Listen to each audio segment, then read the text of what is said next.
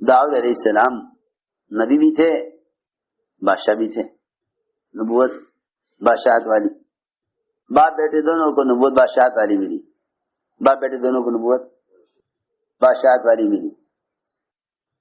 معمول یہ تھا کہ رعایا سے اپنا حال معلوم کرتے تھے، رعایا سے اپنا حال معلوم کرتے تھے، کیونکہ ایک قسم تو وہ ہوتی ہے جو کچھ نہ کر کے لوگوں سے اپنی تعریف چاہتے ہیں، کچھ نہ کر کے لوگوں سے بھی تعریف چاہتے ہیں کہ ہماری تعریف کی جاوے۔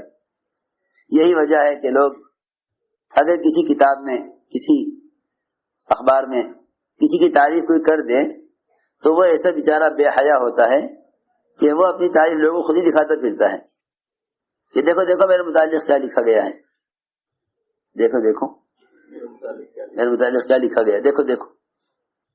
جی ہاں، وہ بیچارہ اتنا ریاکار بے حیا ہوتا ہے۔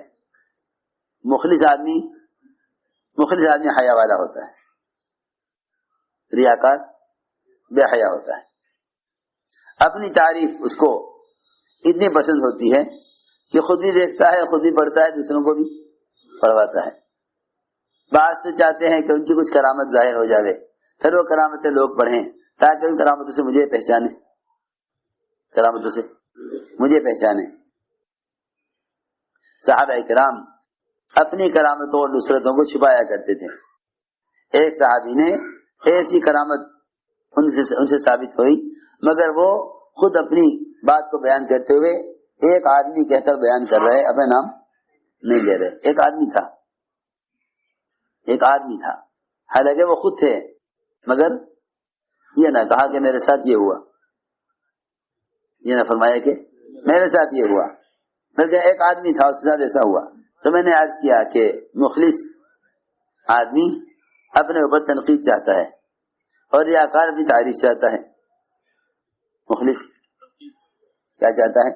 تنقید، کہ کوئی میرے اوپر، کوئی مجھ پر نقد کرے، کوئی مجھے ٹوکے، کوئی مجھے ٹوکے، غلطی پر کوئی مجھے ٹوکے۔ معاویہ رضی اللہ تعالیٰ عنہ 4 جمعہ اعلان کرتے رہے، مال ہمارا ہے، جس کو چاہیں گے دیں گے، جس کو چاہیں گے نہیں دیں گے۔ چوتھے جمعہ میں ایک بڑی میاں نے کہا، معاویہ غلط کہتے ہو، مال اللہ کے رسول کا ہے۔ وہ اس کوشش میں تھے کہ مجھے ٹوکنے والا کوئی ہے یا نہیں، تو مخلصین ٹوکنے والوں کو محسن سمجھتے ہیں اور ریاکار ٹوکنے والوں کو دشمن سمجھتے ہیں، ریاکار ٹوکنے والوں کو دشمن سمجھتے ہیں اور مخلصین ٹوکنے والوں کو محسن سمجھتے ہیں۔ داؤد علیہ السلام مسلسل روزہ رکھنے والے تھے، صائم الدہر، رات کو اپنا بھیس بدلتے اور پھرتے لوگوں میں، پوچھتے لوگوں سے کہ بھائی داؤد کیسا آدمی ہے، لوگ تعریف کرتے کہ ہاں بھائی بہت اچھا آدمی ہے، بڑے منصف ہیں، بڑے عبادت گزار ہیں۔ ایک مرتبہ اللہ نے راستے میں ایک فرشتہ کھڑا کر دیا انسانی شکل میں، اس سے پوچھا بھائی یہ تمہارا بادشاہ ہے داؤد کیسا آدمی ہے؟ کہ ہاں آدمی تو بہت اچھا ہے، مگر ایک کمی ہے۔ کیا کمی ہے؟ کمی یہ ہے کہ یہ بیت المال سے بھی تنخواہ لیتے ہیں، تنخواہ بیت المال سے لیتے ہیں۔ ارے بادشاہ ہے، بادشاہ کا ملک ہے، اپنے خزانے میں سے جتنے چاہے لے لے، اپنے خزانے میں سے جتنے چاہے لے لے، بادشاہ ہے، بادشاہ کا ملک ہے۔ کہ نہیں، یہ بیت المال سے کیوں لیتے ہیں؟ بیت المال تو پبلک کا ہے، بیت المال پبلک کا ہے، یہ خود کما کر خرچ کیوں نہیں کرتے؟ اس لیے جتنے بھی گورنر صحابہ گزرے، وہ گورنر صحابہ اپنے وظائف کو خرچ کرتے تھے دوسروں پر، جو ان کو وظیفہ ملتا تھا امیر کی طرف سے، تنخواہ ملتی تھی امیر کی طرف سے، اسے خرچ کرتے دوسروں پر، اور خود کما کر اپنی ذات میں خرچ کرتے تھے، خود کما کر صدقہ بھی کرتے تھے۔ سلمان رضی اللہ تعالیٰ عنہ گورنر تھے، سلمان گورنر تھے، حضرت سلمان گورنر تھے، 5000 حضرت عمر ان کو تنخواہ دیتے تھے، 5000۔ 5,000 درہم حضرت عمر ان کو تنخواہ دیتے تھے. وہ 5,000 درہم میں سے 1 پیسہ بھی اپنی ذات پر خرچ نہیں کرتے تھے. یوں کہتے تھے کہ اگر میں نے اپنے وظیفے میں سے اپنی ذات پر خرچ کر لیا تو یہ گورنری کی جو خدمت ہے یہ دنیا اس کا بدل ہو جائے گی، آخرت میں اجر نہیں ملے گا. خدمت تو کس کے لیے ہے؟ آخرت کے لیے ہے. خدمت تو آخرت کے لیے ہے.